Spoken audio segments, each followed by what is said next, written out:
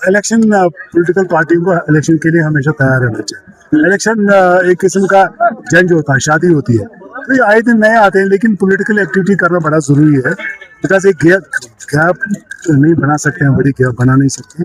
और दूसरा, मैंने 2 साल के बाद इसलिए किया, पूरे 2 साल के बाद, कि कई दिनों से हम मिले नहीं थे, और जब से हमने इलेक्शन हो इंडिविजुअल कैपेसिटी में हम मिल रहे थे।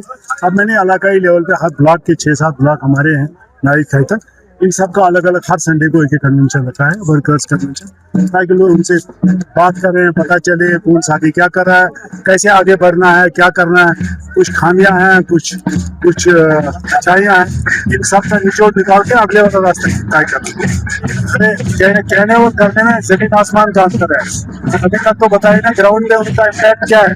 2 साल हो गए, एक नुमाइंदे को आजमाने का टाइम कितना लगता है, 100 डेज में ही पता चलता है। ऐसा एब्सोल्युटली भेदे तो जुमले होते हैं। उन्होंने रोड के लिए ढूंढूरा पीटा कि हमने रोड कर दिया, ऐसा लगा बड़ी बड़ा के लोगों को शायद हमारा रोड अप्रूव हो गया। वो जुमला आपको पता ही वो क्या है, उसमें तो 20 साल से ज्यादा लगेगा।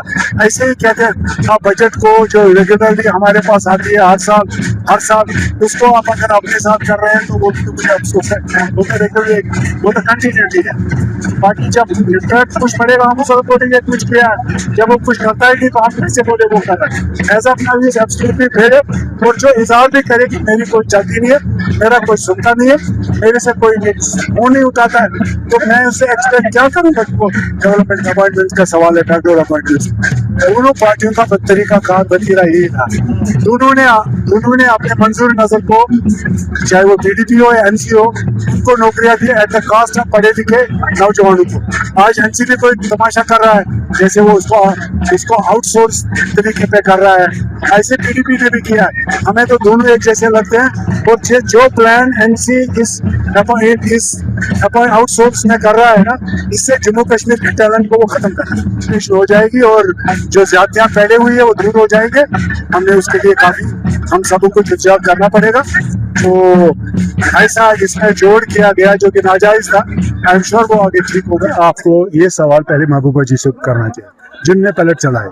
दूसरा, जहां तक बॉलीवुड का सवाल है, वो कश्मीर के नाम पे ऐसी चीजें बना रहे हैं, पैसा कमाने के लिए परेशानी खड़े कर रहे हैं, और जो हकीकत से काफी दूर होता है। अनफॉर्चुनेटली वही आज अजय देवगन की फिल्म है, चाहे और भी, चाहे धुरंधर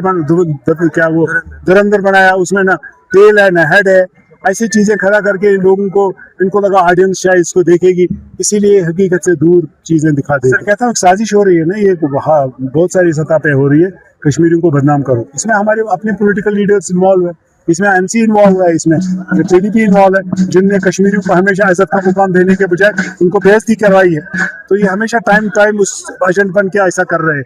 और जम्मू कश्मीर के आवाम को इसमें सोचना चाहिए कि आने वाले दिनों में हम इन बलाओं से निजात कैसे पाएं।